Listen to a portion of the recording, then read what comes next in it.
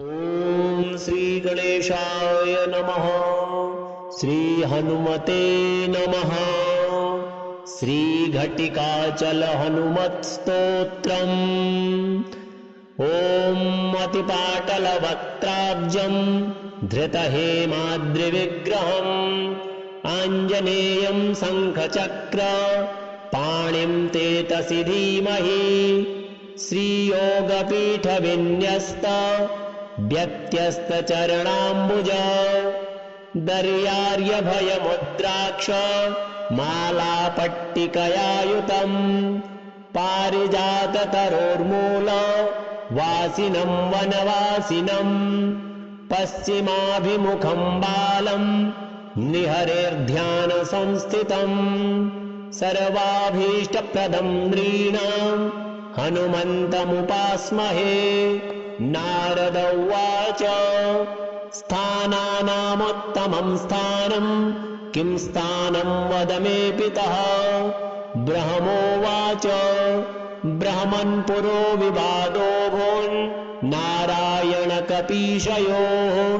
तत्तेऽहं सम्प्रवक्ष्यामि सावधानमना शृणु। एकमासाद्वरद साक्षात् द्विमासाद्रङ्गनायकः मासार्धेन प्रवक्ष्यामि तथा वै वेङ्कटेश्वरः। अर्धमासेन दास्यामि कृतं तु परमं शिवम्। घटिकाचलसंस्थान घटिकाचलवल्लभः हनुमानञ्जनासूनो रामभक्तो जितेन्द्रियः। घटिकादेव काम्यानां कामदाता भवाम्यहम्। शङ्खचक्रप्रदो येन प्रदास्यामि हरे पदम्। घटिकाचलसंस्थाने घटिकां वसते यदि समुक्तः सर्वलोकेषु वायुपुत्रप्रसादतः। ब्रह्मतीर्थस्य निकटे राघवेन्द्रस्य सन्निधौ वायुपुत्रं समालोक्य न भयं विद्यते नरे। तस्माद्वायुतसंस्थानं पवित्रमतिदुर्लभम्। पूर्वाब्धे पश्चिमे भागे दक्षिणाब्धेस्तथोत्तरे वेङ्कटाद्दक्षिणे भागे पर्वते घटिकाचले। तत्रैव ऋषयः सर्वे तपस्तप्यन्ति सादरम्। पञ्चाक्षरमहामन्त्रम् द्विशतकं च द्विजातीनाम् नाममन्त्रं ततः श्रीमन् स्त्रीशूद्राणामुदाहृतम्। तत्र स्नात्वा ब्रह्मतीर्थे नत्वा तं वायुमन्दिरे वायुपुत्रं भजेन्नित्यं सर्वारिष्टविवर्जितः। सेवते मण्डलं नित्यं तथा वै अर्धमण्डलम् वाञ्छितं विन्दते नित्यं वायुपुत्रप्रसादतः। तस्मात् त्वमपि भूपुत्रः निवासं घटिकाचले। नारद उवाच कथं वासः प्रकर्तव्यो घटिकाचलमस्तके। केन मन्त्रेण बलवान् आञ्जनेयः प्रसीदति। विधानं तस्य मन्त्रस्य होमं चैव विशेषतः। कियत्कालं तत्र वासं कर्तव्यं तन्ममावद। ब्रह्मोवाच ब्रह्मतीर्थे ततः स्नात्वा हनुमत्सम्मुखे स्थितः। द्वादशाक्षरमन्त्रं तु नित्यमष्टसहस्रकम् नित्यमतः शुद्धस्तद्भक्तस्तु परायणः। निराहारः फलाहारो ब्रह्मचर्यव्रते स्थितः। मण्डलं तत्र वस्तव्यं भक्तियुक्तेन चेतसा। ध्यानश्लोकं प्रवक्ष्यामि शृणु नारद तत्त्वतः। एवं ध्यात्वा सदा भक्त्या तत्पादजलजं मुदा चतुर्थांशेन होमं वा कर्तव्यं पायसेन च। विधिना विधियुक्तस्तु विदित्वा घटिकाचलम् जगाम जयमन्विच्छ निन्द्रियाणां महामनाः एवं नियमयुक्तः सन् स्यः करोति हरे प्रियम् विजयं विन्दते देहि वायुपुत्रप्रसादतः ॐ अतिपाटलवक्त्राब्जम् धृतहेमाद्रिविग्रहम् आञ्जनेयं शङ्खचक्र पाणिं तेतसि धीमहि श्रीयोगपीठविन्यस्त व्यत्यस्तचरणाम्बुज दर्यार्यभयमुद्राक्ष मालापट्टिकयायुतम् पारिजाततरोर्मूल वासिनं वनवासिनम् पश्चिमाभिमुखं बालम् निहरेर्ध्यानसंस्थितम् सर्वाभीष्टप्रदं नृणाम् हनुमन्तमुपास्महे नारद उवाच स्थानानामुत्तमं स्थानम् किं स्थानं वद मे पितः ब्रह्मोवाच ब्रह्मन्पुरो विवादो भून् नारायणकपीशयोः तत्तेऽहं सम्प्रवक्ष्यामि सावधानमना शृणु एकमासाद्वरद साक्षात् द्विमासाद्रङ्गनायकः मासार्धेन प्रवक्ष्यामि तथा वै वेङ्कटेश्वरः अर्धमासेन दास्यामि कृतं तु परमं शिवम् घटिकाचलसंस्थान घटिकाचलवल्लभः हनुमानञ्जनासूनो रामभक्तो जितेन्द्रियः घटिकादेव काम्यानां कामदाता भवाम्यहम् शङ्खचक्रप्रदो येन प्रदास्यामि हरे पदम् घटिकाचलसंस्थाने घटिकां वसते यदि समुत्तः सर्वलोकेषु वायुपुत्रप्रसादतः ब्रह्मतीर्थस्य निकटे राघवेन्द्रस्य सन्निधौ वायुपुत्रं समालोक्य न भयं विद्यते नरे तस्माद्वायुतसंस्थानं पवित्रमतिदुर्लभम् पूर्वाब्धे पश्चिमे भागे दक्षिणाब्धेस्तथोत्तरे वेङ्कटाद्दक्षिणे भागे पर्वते घटिकाचले तत्रैव ऋषयः सर्वे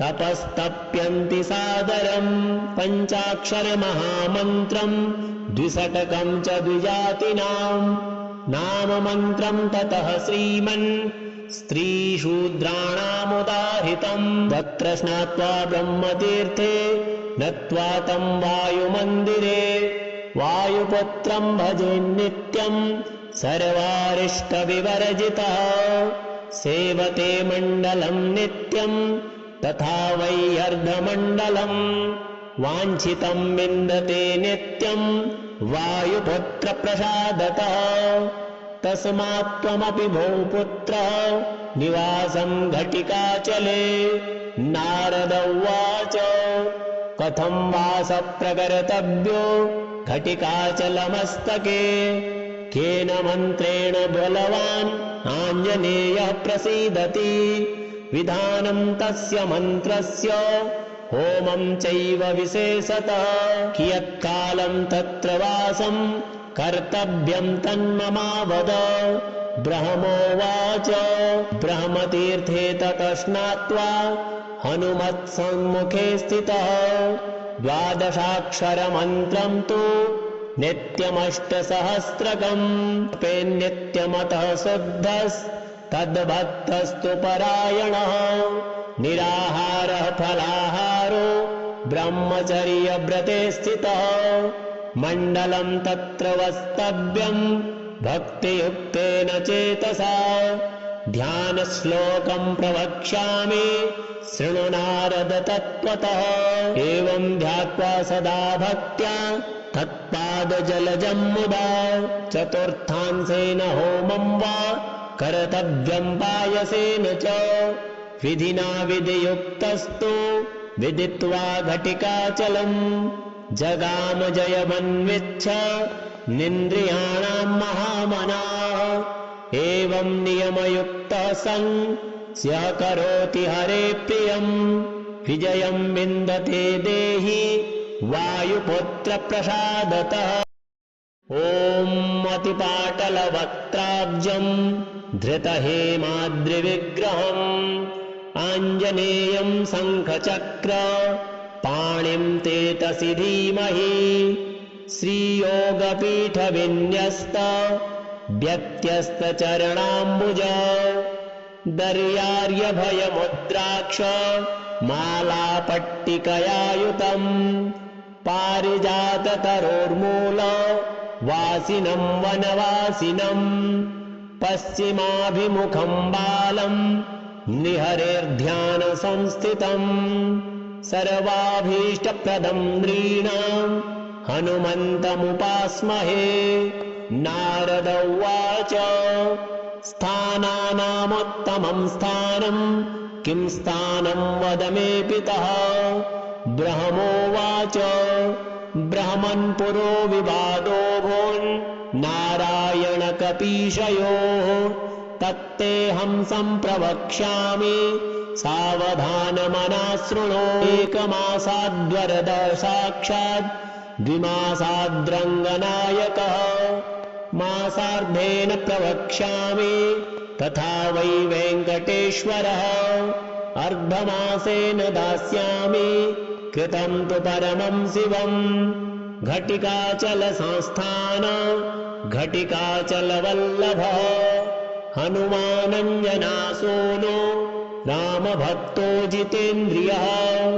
घटिकादेव काम्यानाम् कामदाता भवाम्यहम् शङ्खचक्रप्रदो येन प्रदास्यामि हरे पदम् घटिकाचलसंस्थाने घटिकाम् वसते यदि समुत्तः सर्वलोकेषु वायुपुत्रप्रसादतः ब्रह्मतीर्थस्य निकटे राघवेन्द्रस्य सन्निधौ वायुपुत्रम् समालोक्य न भयम् विद्यते नरे तस्माद्वायुतसंस्थानम् पवित्रमतिदुर्लभम् पूर्वाब्धे पश्चिमे भागे दक्षिणाब्धेस्तथोत्तरे वेङ्कटाद्दक्षिणे भागे पर्वते घटिकाचले तत्रैव ऋषयः सर्वे तपस्तप्यन्ति सादरम् पञ्चाक्षरमहामन्त्रम् द्विशतकम् च द्विजातिनाम् नाममन्त्रम् ततः श्रीमन् स्त्रीशूद्राणामुदाहृतम् तत्र स्नात्वा ब्रह्मतीर्थे नत्वा तम् वायुमन्दिरे वायुपुत्रम् भजेन्नित्यम् सर्वारिष्टविवर्जितः सेवते मण्डलम् नित्यम् तथा वै अर्धमण्डलम् वाञ्छितम् विन्दते नित्यम् वायुपुत्रप्रसादतः तस्मात् त्वमपि भूपुत्रः निवासम् घटिकाचले नारद उवाच कथं वासः प्रकर्तव्यो घटिकाचलमस्तके केन मन्त्रेण बलवान् आञ्जनेयः प्रसीदति विधानम् तस्य मन्त्रस्य होमम् चैव विशेषतः कियत्कालम् तत्र वासम् कर्तव्यम् तन्ममावद ब्रह्मोवाच ब्रह्मतीर्थे ततः स्नात्वा हनुमत्सम्मुखे स्थितः द्वादशाक्षरमन्त्रम् तु नित्यमष्टसहस्रकम् नित्यमतः शुद्धस्तद्भक्तस्तु परायणः निराहारः फलाहारो ब्रह्मचर्यव्रते स्थितः मण्डलम् तत्र वस्तव्यम् भक्तियुक्तेन चेतसा ध्यानश्लोकम् प्रवक्ष्यामि शृणु नारद तत्त्वतः एवम् ध्यात्वा सदा भक्त्या तत्पादजलजम् मुदा चतुर्थांसेन होमम् वा कर्तव्यम् पायसेन च विधिना विधियुक्तस्तु विदित्वा घटिकाचलम्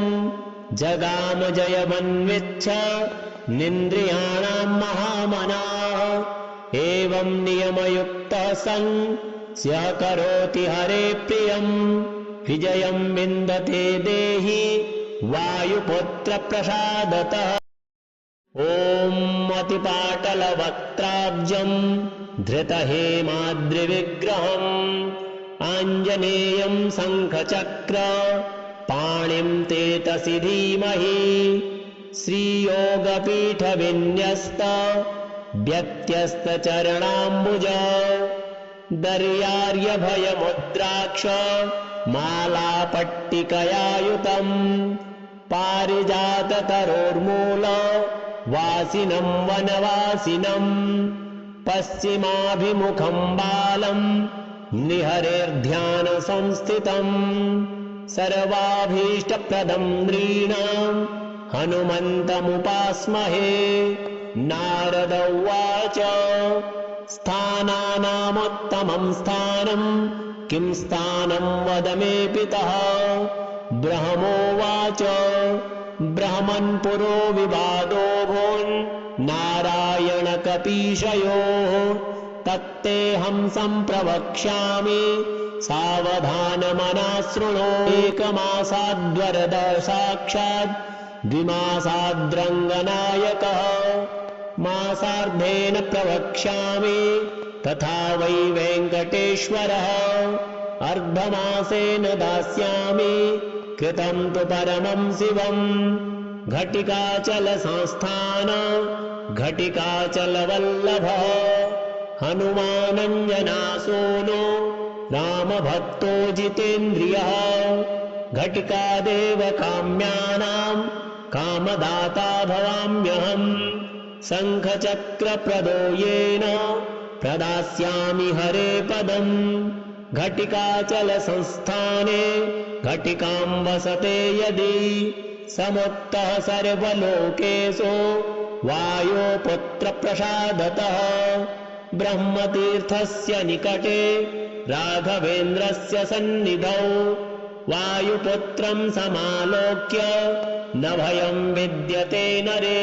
तस्माद्वायुतसंस्थानं पवित्रमतिदुर्लभम् पूर्वाब्धे पश्चिमे भागे दक्षिणाब्धेस्तथोत्तरे वेङ्कटाद्दक्षिणे भागे पर्वते घटिकाचले तत्रैव ऋषयः सर्वे तपस्तप्यन्ति सादरम् पञ्चाक्षरमहामन्त्रम् द्विशतकं च द्विजातीनाम् नाममन्त्रं ततः श्रीमन् स्त्रीशूद्राणामुदाहृतम् तत्र स्नात्वा ब्रह्मतीर्थे नत्वा तं वायुमन्दिरे वायुपुत्रं भजेन्नित्यं सर्वारिष्टविवर्जितः सेवते मण्डलं नित्यं तथा वै अर्धमण्डलम् वाञ्छितं विन्दते नित्यं वायुपुत्रप्रसादतः। तस्मात् त्वमपि भूपुत्रः निवासं घटिकाचले। नारद उवाच कथं वास प्रकर्तव्यो घटिकाचलमस्तके केन मन्त्रेण बलवान् आञ्जनेयः प्रसीदति विधानं तस्य मन्त्रस्य होमं चैव विशेषतः कियत्कालं तत्र वासं कर्तव्यं तन्ममावद।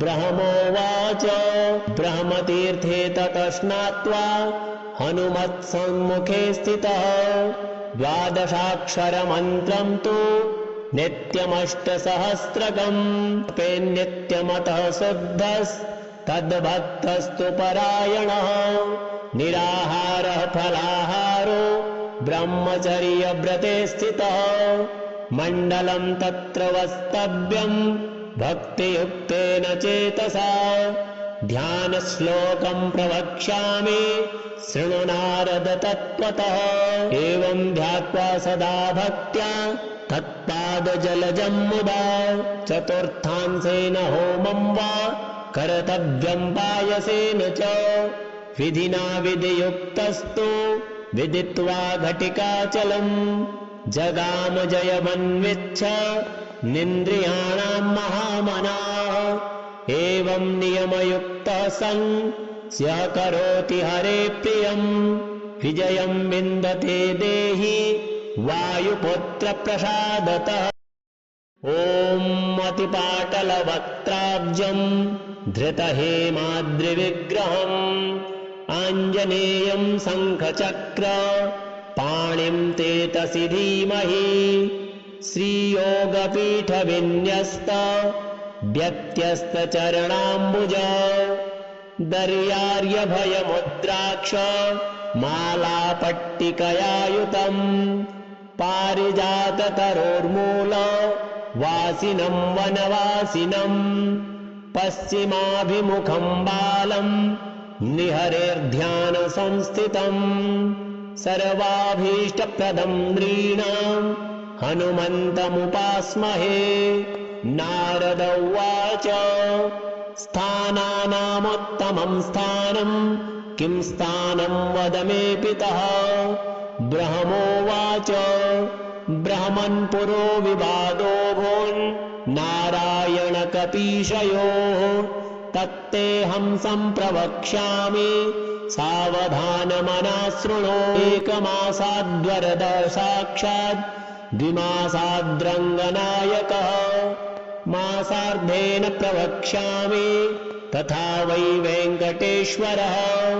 अर्धमासेन दास्यामि कृतं तु परमं शिवम् घटिकाचलसंस्थान घटिकाचलवल्लभः हनुमानञ्जनासूनो रामभक्तो जितेन्द्रियः घटिकादेव काम्यानां कामदाता भवाम्यहम् शङ्खचक्रप्रदो येन प्रदास्यामि हरे पदम् घटिकाचलसंस्थाने घटिकां वसते यदि समुक्तः सर्वलोकेषु वायुपुत्रप्रसादतः ब्रह्मतीर्थस्य निकटे राघवेन्द्रस्य सन्निधौ वायुपुत्रं समालोक्य न भयं विद्यते नरे तस्माद्वायुतसंस्थानं पवित्रमतिदुर्लभम् पूर्वाब्धे पश्चिमे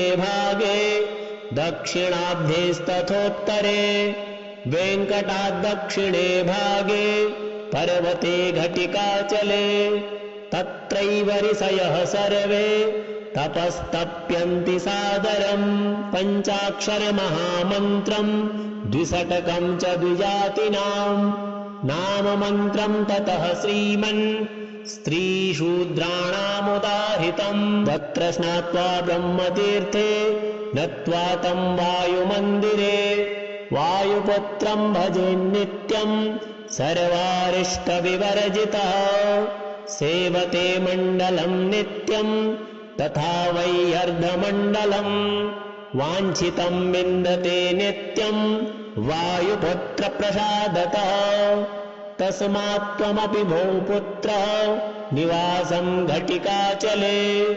नारद उवाच कथं वास प्रकर्तव्यो घटिकाचलमस्तके केन मन्त्रेण बलवान् आञ्जनेयः प्रसीदति विधानं तस्य मन्त्रस्य होमं चैव विशेषतः कियत्कालं तत्र वासं कर्तव्यं तन्ममावद।